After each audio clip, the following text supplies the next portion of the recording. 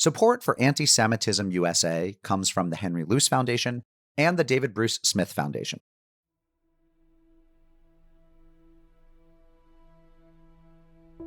In 1972, two men had a conversation about Jews. Their ideas weren't new or all that unusual, but the setting was. It was the White House, and President Richard Nixon was meeting with the Reverend Billy Graham.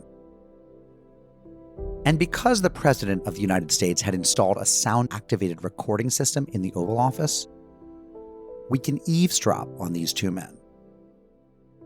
They have a strange brilliance about them.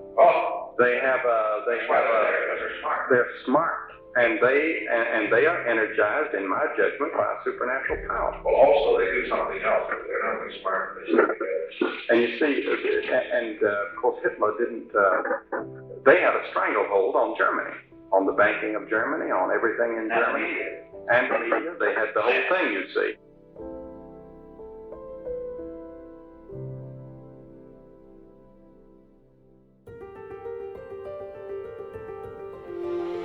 I'm Mark Oppenheimer, and this is Anti-Semitism USA, a podcast on the history of anti-Semitism in the United States. Episode 8, The Synagogue of Satan.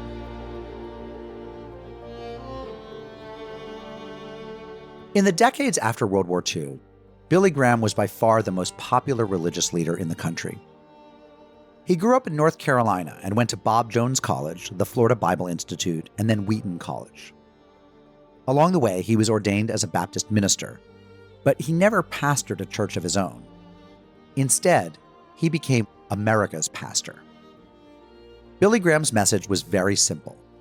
He believed that human beings are sinners, the wages of sin are death and damnation, but men and women could have their sins forgiven if they accepted Jesus Christ as their Lord and Savior. At the end of every one of his revivals, Graham would urge people to come forward to dedicate their lives to Jesus Christ. And without fail, hundreds, sometimes thousands of people would respond.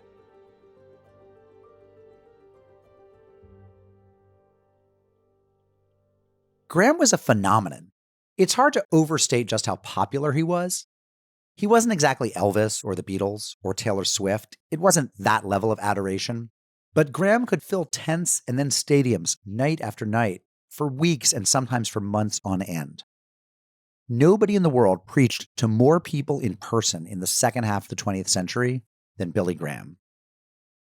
Here's Yaakov Ariel, author of An Unusual Relationship, Evangelical Christians and Jews. He was the Queen Elizabeth of evangelical Christianity. For the most part, he never took a wrong step. So he was kind of middle of the road. He never endorsed extremism, or rather rarely. Graham tried hard to get along with everyone. His own roots were North Carolina fundamentalism, but Graham didn't want to lead a narrow remnant of ultra-conservative Protestants. Instead, in the 1950s, Graham sided with a group of Protestants who called themselves the New Evangelicals, men who wanted to update fundamentalism, sand off its rougher edges, and gain bigger audiences. His crusades featured star athletes, celebrity singers, and a strong dose of American patriotism. Graham also built bridges with non-Christians, especially Jews. Interest in Jews and the state of Israel was not unusual among American evangelicals. For these Christians, decoding the end times required careful attention to the movements and actions of Jews. In terms of theology, Protestants like Billy Graham were premillennial dispensationalists, which basically means that they believed that in the final stage of human existence, true Christians would be removed from the earth prior to massive tribulations. Then Jesus would return and he would reign on earth for 1,000 years before the resurrection of the dead and the final judgment. For centuries, many prophecy-minded Protestants had predicted that Jews would return to their ancient homeland as a precursor to these events. So the Zionist movement had sparked a lot of excitement. As the 20th century progressed, Christian Zionists found more and more reason to presume that Jesus was about to return. Here's historian Daniel Hummel, author of Covenant Brothers: Evangelicals, Jews, and U.S.-Israeli Relations. For most dispensationalists, there's really three things that should happen either right after the rapture or before the rapture. One of them is the establishment of a state of Israel. So that happens in 1948. It's seen widely as a fulfillment of 2,000 years of prophecy. 1967 becomes just as big of a deal or more because Israel is seen to have retaken a lot of its homeland. And then the third thing that Christian Zionists are looking for is the rebuilding of the temple that would ultimately allow a reintroduction of Jewish animal sacrifice and other sort of Old Testament practices that Christian Zionists, because of their reading of prophecy and stuff, think needs to happen for all of prophecy to be fulfilled. Billy Graham wasn't only interested in Jews in Israel because of the end of the world. As with many Christians, there was an attraction to the land where Jesus had lived. And in the wake of the Holocaust, Graham also recognized the need for better relations between Christians and Jews. In the 1950s, Graham held large crusades in cities like London and Frankfurt. Wherever he went, he was invited to meet heads of state, kings, and queens. And in 1960, Graham went to Israel for the first time. They were very curious when Graham entered Israel if he would try to hold rallies to convert Jews to Christianity. And he decided not to do that. He did hold rallies, and he did do his traditional message, but he did no sort of specific targeting of Jews or specific appeals to Jewish language to argue for conversion. And that was seen as a really deft PR move by Graham. And Graham also used that visit as an opportunity to really emphasize his understanding of the relationship between Judaism and Christianity.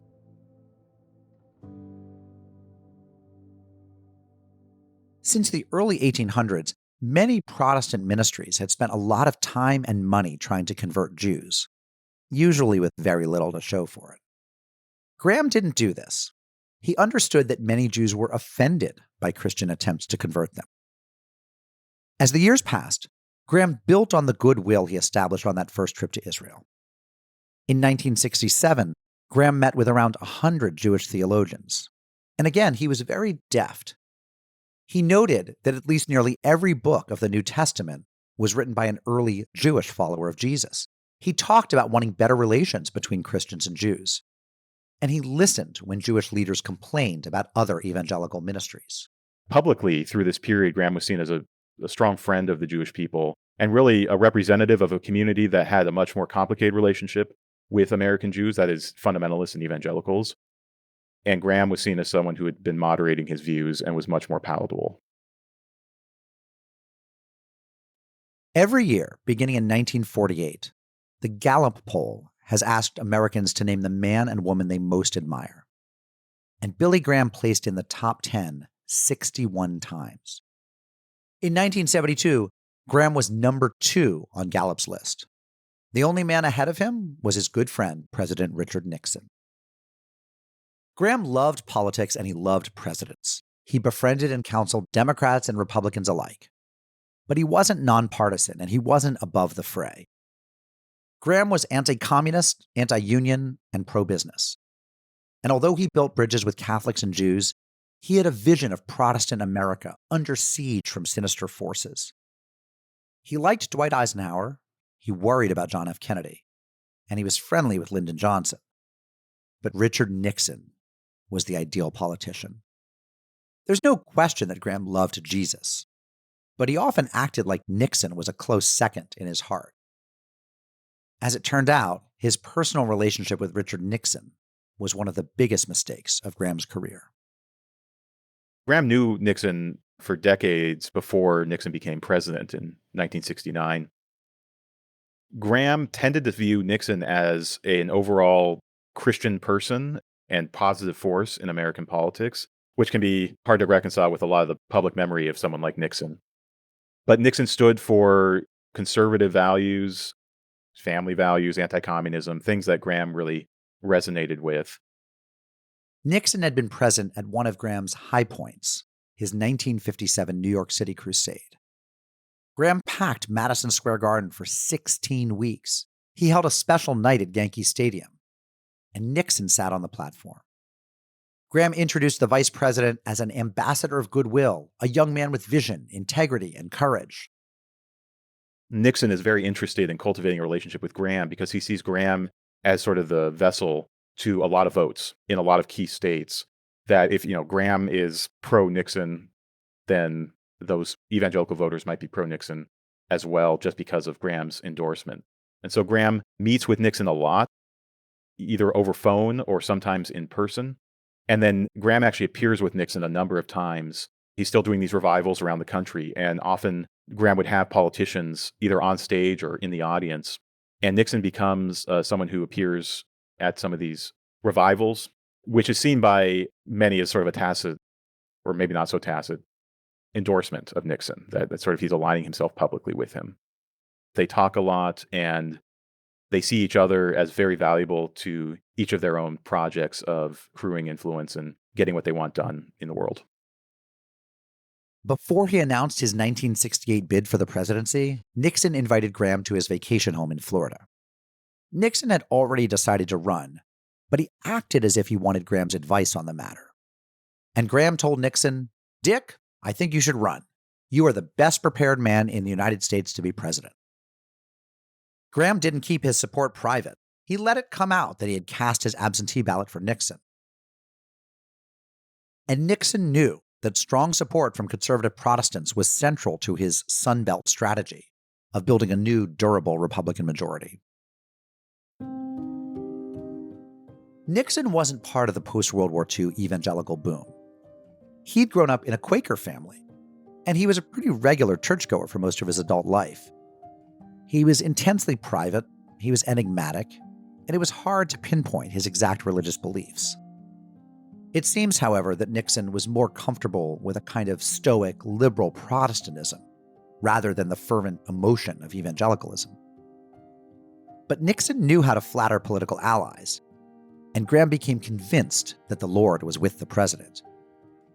The evangelist was thrilled to be Nixon's evangelical political operative, and Graham invited the president to sit on the platform at his crusades. On the phone and in the Oval Office, the two men chatted often. One of those White House conversations took place on February 1st, 1972, as that year's campaign was heating up. Nixon was cruising to re-election, but he was unhappy with the media's coverage of him. The president started rattling off newspapers and networks that he regarded as enemies. The New York Times, the Washington Post, the Los Angeles Times, ABC, NBC, CBS. And Nixon growled that 95% of journalists were Jews. And at that time, he thought that Time and Life magazine were, quote, totally dominated by the Jews. Nixon was upset because these Jewish journalists had, as he saw it, the wrong politics. Aware that criticism of Jews might sound bad, Nixon insisted that his complaints had... And it has nothing to do with anti-Semitism. It was politics, not bigotry. He didn't dislike all Jews. In particular, Nixon liked Israeli Jews, but the president loathed most American Jews, whom he understood as his political enemies. Nixon's political calculus wasn't wrong. In most national elections, American Jews overwhelmingly voted for Democratic candidates. Jews weren't only using the media for radical political ends, they were also spreading moral filth. That insofar as the media is concerned, the power of the media, They've got it. they've got it right by... And they're the ones putting out the pornographic stuff. Graham did not hesitate to wade into the topic. You see, the Bible makes a distinction, Mr. President, between two groups of Jews. In the latter days, it's called the remnant of God's people, which will be Jewish people. And then there's the synagogue of Satan. And nearly all of your religious deceptions in the latter days, what the Bible speaks, latter days could be 1,000 years, what they call the synagogue of Satan. In other words, they are energized by a supernatural power called the devil. This is what the Bible teaches, whether you believe it or don't believe it. This is the biblical teaching, and this is what I believe. And I believe that they have a strange brilliance about them. Oh, They're smart. they're smart. They're smart. And they are energized, in my judgment, by a supernatural power. Well, also, they do something else. They're not only smart, they stick together. And you see, of course, Hitler didn't, they had a stranglehold on Germany, on the banking of Germany, on everything in Germany. And the media, they had the whole thing, you see. But he went about it wrong. But this stranglehold has got to be broken, or this country is going to go down the drain. You believe that? Yes, sir. I can't ever say it, but I believe it. No, but if you get elected the second time, you might be able to do something. Two of the most influential and powerful men in the United States, exchanging vicious anti-Semitic tropes. A Jewish conspiracy, Jewish control of the media, Jews spearheading radical politics, Jews peddling sexual smut. Nixon didn't think he was an anti-Semite. In fact, he knew anti-Semitism was a problem in the US and other countries. Nixon had a simple explanation for anti-Jewish hatred. It was the bad behavior of Jews. In Nixon's mind, Jews brought anti-Semitism on themselves through their own shiftiness, disloyalty, and mistakes. We'll have more after the break.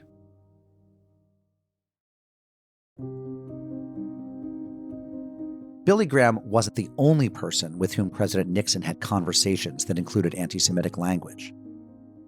During a 1971 conversation between Nixon and his chief of staff Bob Haldeman and press secretary Ron Ziegler, there was a discussion about a trove of government documents. These documents, known as the Pentagon Papers, were leaked to the press by military analyst Daniel Ellsberg. Ellsberg's parents were Jewish converts to Christian Science, and Ellsberg himself was thoroughly secular. But as far as Nixon was concerned, Ellsberg was a Jew. This conversation is a bit hard to hear because of a fan in the room. Just like the Rosenbergs and all that. That just has to go. You feel horrible about it. Couldn't be a guy by the name of Smith. Hang on. Would have been a Rosenstein that changed his name. It is right. It's always an Ellsberg. There's a lot of years. Everyone's a Jew. Ellsberg, Rosenberg. Very interesting thing. So few of those who engage in espionage are Negroes. Very lucky that way. They don't get it. As a matter of fact, very few have become communists. If they do, they're like they get in the Angela Davis. They're more of an activist type. And they throw bombs and this and that. But the Negroes, if you ever notice, they're trying to be Negro spies. They're not intellectual enough. Not smart enough. It may be. Not smart enough to be spies. The Jews are born spies. You know somebody that weren't just in it, up to their necks. Well, for the basic deviousness. Well, also an Arius. Again, old tropes with anti-black racism mixed in. Jews are disloyal. They are especially dangerous because they're smart and shifty. And you never know who's Jewish because Jews sometimes change their names. In another conversation with his aides, Nixon had this to say. The Jews are irreligious, atheistic, immoral bunch of bastards. Now, Richard Nixon had a lot of people and peoples whom he didn't like. So it's not surprising he didn't like Jews. But what about Billy Graham? How did he come to believe that some Jews, perhaps many Jews, were the synagogue of Satan? The evangelist was quoting the New Testament's book of Revelation, which reads, "I know the blasphemy of them which say they are Jews and are not, but are the synagogue of Satan." Here, historian Daniel Hummel explains.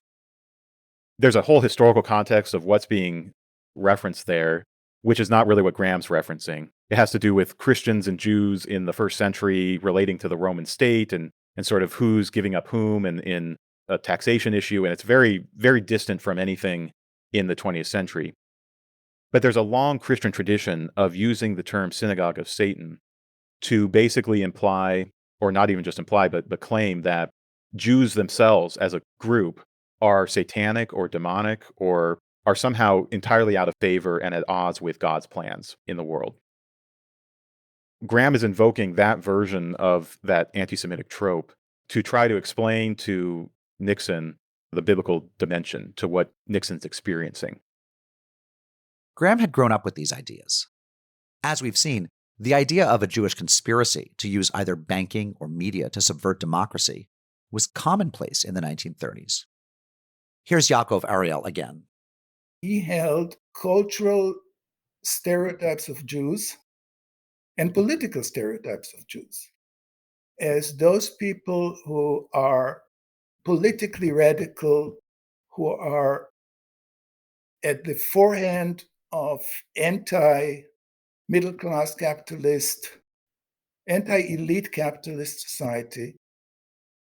People are there to undermine Christian values, big time. He is not the only one. One of Graham's early influences was a Minnesota minister, revivalist, and college president named William Bell Riley. Riley's anti-Semitism was very public and very pronounced. He was someone who had nice things to say about Hitler. I guess that's another, continuation with the way Graham frames things in 1972. He was someone who supported the Silver Shirts in America, which was a pro-Nazi grassroots group. And Riley was in Minnesota, where there was a lot of this activity, a history of the KKK in that area as well. Riley also trafficked in promoting the Protocols of the Elders of Zion, which is the widely discredited anti-Semitic fever dream of Jews sort of controlling global politics. And so Riley was someone who held all those views and specifically talked about a conspiracy of Jews, Bolsheviks, and Darwinists. Those were his three big bad groups in a conspiracy together to basically enact an anti-Christian agenda, both in the United States and globally. Graham was never as extreme as Riley, and he never would have said publicly what he said privately to Nixon. In fact, Graham said as much to President Nixon. A lot of the Jews are great friends of mine. They swarm around me and they're friendly to me because they know that I'm friendly to Israel. But they don't know how I really feel about what they're doing to this country. And I have no power, no way to handle them. But I would stand up if under proper circumstances. So you might be wondering, was Graham's conversation with Nixon just a one-off? A one-time effusion of anti-Semitism? It wasn't. About a year later, in February 1973, Graham spoke with Nixon over the phone. The conversation came shortly after the Israeli Air Force shot down an Egyptian passenger plane that had entered Israeli airspace, which happened to be a week before Israeli Prime Minister Golda Meir would visit the White House. The conversation sheds more light on the way that both Nixon and Graham thought about anti-Semitism. They both thought it was a real problem, but it was a problem Jews had brought upon themselves. For instance, by shooting down an airplane. Or, in Graham's mind, by criticizing Christian evangelists who sought to convert Jews. Graham himself had chosen not to target Jews in his evangelism work, but he bristled when American Jews criticized other Christian ministries. In particular, Jews were expressing concern about something called Key 73, an attempt by a coalition of churches and ministries to evangelize the whole American population in a single year. Here's Graham complaining about Jewish criticism of Key 73. You're their friend. I've been their friend, and they know that. But at the same time, they are going right after the church, and there's a great deal of feeling beginning to rise in areas where they've had great friendship. What'll happen out of this if they don't, what I really think is that deep down in this country there is a lot of anti-Semitism, and all this is going to do is stir it up. It's right under the surface, and Oh, boy. right to the top. That's right. Later in the conversation, Nixon returned to the subject of anti-Semitism. Anti-Semitism is stronger than we think, it's unfortunate, but this has happened to the Jews. It happened in Spain, it's happened in Germany, it's happening, and now it's going to happen in America if these people don't start behaving. Well, I told you one time that the Bible talks about two kinds of Jews. One is called the Synagogue of Satan. They're the ones putting out the pornographic literature. They're the ones putting out these obscene films. Like the thing in Time magazine and then Newsweek. Ruth canceled both of them. Good for her, but Take Time or Newsweek. I'll tell you, it's disgraceful, and I think really they don't deserve to live. Graham and Nixon saw American Jews as ingrates. These Jews, they didn't appreciate what well-meaning evangelicals like Graham had done for them, They didn't appreciate Nixon's support for Israel. And through their carping and complaining, they were fomenting anti-Semitism. Graham told Nixon that he intended to speak with Rabbi Mark Tannenbaum of the American Jewish Committee, and Nixon urged Graham to be firm with his Jewish friends. There's nothing that I want to do more than to be, not only a friend of Israel, but a friend of the Jews in this country, but that I have to turn back a terrible tide here if they don't get a hold of it themselves. And it's up to them. And they better understand it and understand it quick. Because there are elements in this country, not just the butchers, but a lot of reasonable people are now getting awful sick of it. They really are. Don't you think so? In the church, too. I think what has happened in the church in the last 2 months is almost, they've almost, these denominational leaders, I'm amazed. They are shaken by all this because they've been so pro-Jewish. Sure. And the people that have been the most pro-Israel are the ones that are being attacked now by the Jews.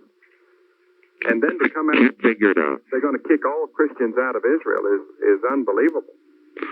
Can't figure it out. Well, it may be they have a death wish. That's been the problems with our Jewish friends for centuries.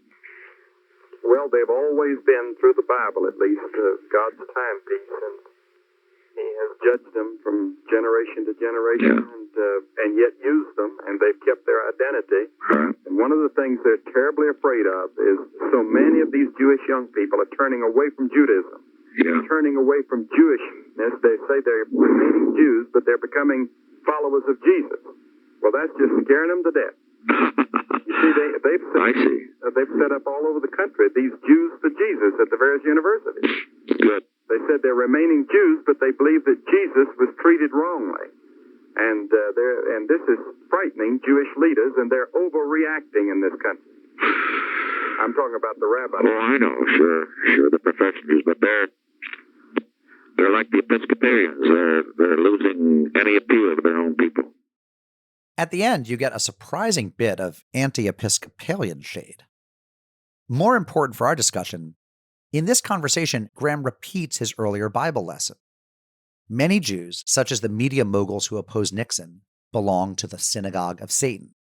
And while there are also some good Jews, through their unwise actions, they are causing other Americans to become anti-Semites. And while Graham was sensitive when discussing Christian proselytizing with Jewish leaders, here he and Nixon are mocking Jews' discomfort with evangelical groups who proselytize them.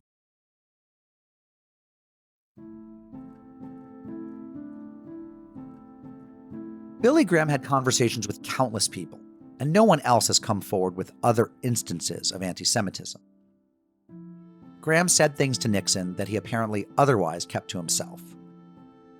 And Graham's reputation as a friend of the Jewish people only grew with time.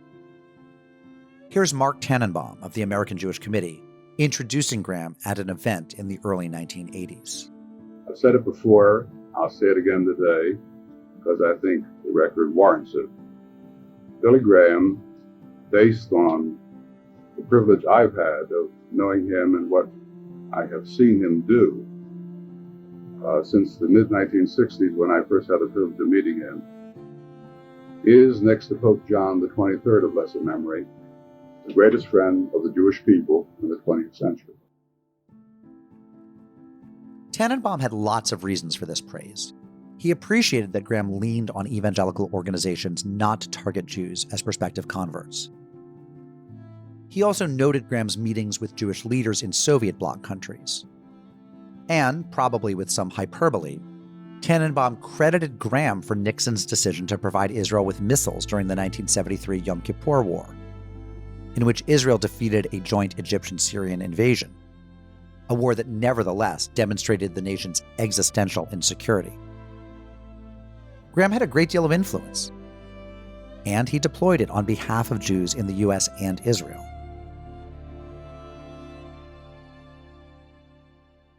Then, in 1994, news broke of Graham's 1972 conversation with Nixon. It came out because of the publication of the diaries of Bob Haldeman, Nixon's chief of staff. Haldeman noted that Graham, quote, has the strong feeling that the Bible says there are satanic Jews. In a public statement, Graham said, "Those are not my words," And he also said, I have never talked publicly or privately about the Jewish people, including conversations with President Nixon, except in the most positive terms. Graham's denial was dishonest, but it quashed the controversy for the time being. After all, why would a friend of the Jews make such an odious slur? If there was anti-Semitism in the White House, it was probably Nixon's, not Billy Graham's. But then, almost 20 years later, the National Archives released the tape of the conversation. In keeping with their policy of protecting the privacy of living individuals recorded without their consent, the archives redacted some portions of the tape. But even with the redactions, the tape included some of the offensive statements we heard earlier in this episode. Graham is recorded saying, "This stranglehold has got to be broken or this country is going to go down the drain." The tape also contained Graham's complaint that Jews swarm around him. When the tape was released, 83-year-old Graham claimed to have no memory of the occasion, but he expressed deep regret. And for good reason. The tape made it clear that Graham hadn't just been in the White House listening to Nixon's anti-Semitism. These were his ideas, and he was eager to share them with the president. Did Graham really have no memory of the occasion? It is impossible to know. But Graham still had his wits about him. He must have had some sense of the anti-Semitic tropes with which he had grown up. He could hardly have forgotten Nixon's distrust of Jewish media figures. Abraham Foxman, then the national director of the Anti-Defamation League, was appalled by both the tapes and Graham's non-apology. The New York Times quoted Foxman saying, "Here we have an American icon, the closest we have to a spiritual leader of America, who has been playing a charade for all these years. What's frightening is that he has been so close to so many presidents, and who knows what else he has been saying privately." Out of a recognition that his initial statement didn't rise to the occasion, Graham issued a fuller apology. He said, "My remarks did not reflect my love for the Jewish people. I humbly ask the Jewish community to reflect on my actions on behalf of Jews over the years that contradict my words in the Oval Office that day." Foxman issued another statement, accepting Graham's apology. It was a measure of accountability, but it wasn't full accountability, because the redacted tape omitted some of the most offensive parts of the conversation. A researcher named Mike Hertenstein had noticed the redactions, and he had requested the full tape's release. But the tapes wouldn't be released until after Graham's death in 2018. The full tape reveals not only Graham's Synagogue of Satan comment, but also his assertion that Hitler had correctly identified Jewish domination of the media. If Jewish leaders had heard the whole tape, if they'd heard everything Graham said, they would have been pretty hard-pressed to accept an apology. So what should one think about Billy Graham in light of his Oval Office diatribes about Jews? Tough to say. Should Graham's worst moments define his life? Probably not. But part of the difficulty is that Graham never really reckoned with those worst moments. It would have been far better if he'd said that, as a younger man, he had absorbed anti-Semitic ideas from other conservative Protestants, and that he was still spouting them even as an older man who should have known better. Also, he should have apologized for his hypocrisy. In the story of American anti-Semitism, where do Billy Graham and Richard Nixon fit in? Well, their political and economic conspiracy theories flow straight out of Protocols of the Elders of Zion. And Graham wasn't the only prominent American religious leader to call Jews the Synagogue of Satan. Does this private conversation do any harm? Throughout the show, we've talked about instances of anti-Semitism that have tangible consequences. A peddler who was murdered, about a family turned away from a hotel. We've talked about hundreds of thousands of people trying to seek refuge in the United States being turned away and sent back to Europe. Now we're talking about a private conversation between two men, albeit two very powerful men. But the conversation came at what we now think of as a golden age for American Jews. The 1964 Civil Rights Act made it clear that employers could not discriminate against Jews, that hotels and resorts could not exclude them. Anti-Semitism had become unfashionable in a way that we never could have predicted in the 1920s and 30s. When Charles Lindbergh published his diaries in 1970, he edited out comments about Jews that he now regarded as embarrassing. So many American Jews in the 70s felt that conspiracy theories and other anti-Jewish tropes were fading away. The country was moving into a less hateful future. They thought that, at worst, anti-Semitism would linger on the margins. But in fact, anti-Jewish ideas hadn't disappeared. In 1972, Nixon and Graham were the two most admired men in America. And in the span of a few minutes, they expressed many of the key building blocks of American anti-Semitism: religious bigotry, conspiracy theories, an insistence that Jews themselves were to blame for anti-Semitism. Today, most mainstream evangelicals would not say publicly the things that Graham and Nixon discussed in the Oval Office. Here's Jonathan Greenblatt, the CEO of the Anti-Defamation League.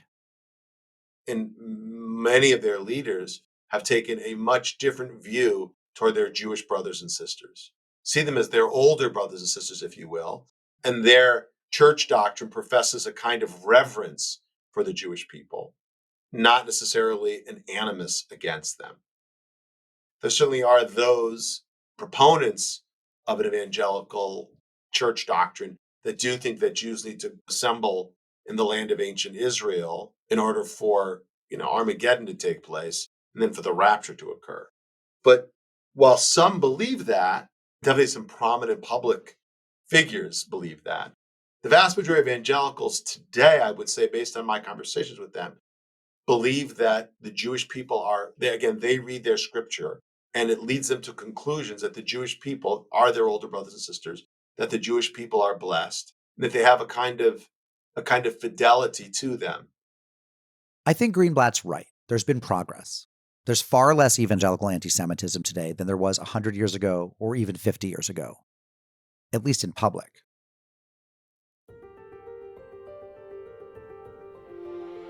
But anti-Semites often don't think they're anti-Semites.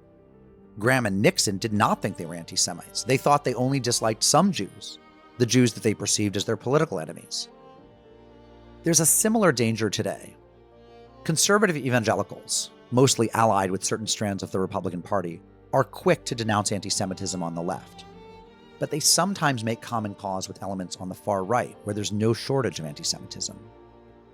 Will evangelicals critique anti-Semitism on both sides of the political aisle, or will they tolerate it when it's coming from their political allies? And how do evangelicals respond in private when they hear their friends or favored politicians talking about disloyal Jews or spouting other anti-Semitic ideas? And there is, of course, a parallel problem on the political left. We might take a cautionary lesson from Billy Graham's behavior. Certainly, it can take courage to denounce hatred in public. But it also takes moral fiber to denounce or renounce hatred in private, especially when we're talking with people we like or people we want to impress. And that's where Billy Graham, America's pastor, fell short. And it matters, because the ugly ideas that Graham and Nixon expressed didn't stay behind closed doors.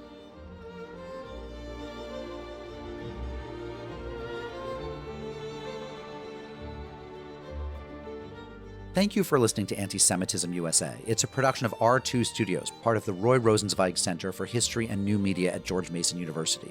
Visit r2studios.org for a complete transcript of today's episode and for suggestions for further reading. I'm your host, Mark Oppenheimer.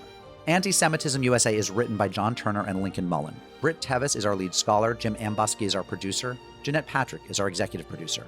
We'd like to thank Zev Elif for being our lead advisor, and we'd like to thank our advisory board members, Laura Shaw-Frank, Rivellen Prell, and Jonathan Sarna. Our graduate assistants are Rachel Birch, Alexandra Miller, and Amber Pelham. Our thanks to Yaakov, Ariel, Daniel Hummel, and Jonathan Greenblatt for sharing their expertise with this episode. Archival audio material courtesy of the Richard Nixon Presidential Library and Museum and the National Archives and Records Administration. We're able to bring you this show through the generosity of the Henry Luce Foundation, the David Bruce Smith Foundation, and many individual donors like you. Thank you for listening, and we hope you'll join us for the next episode.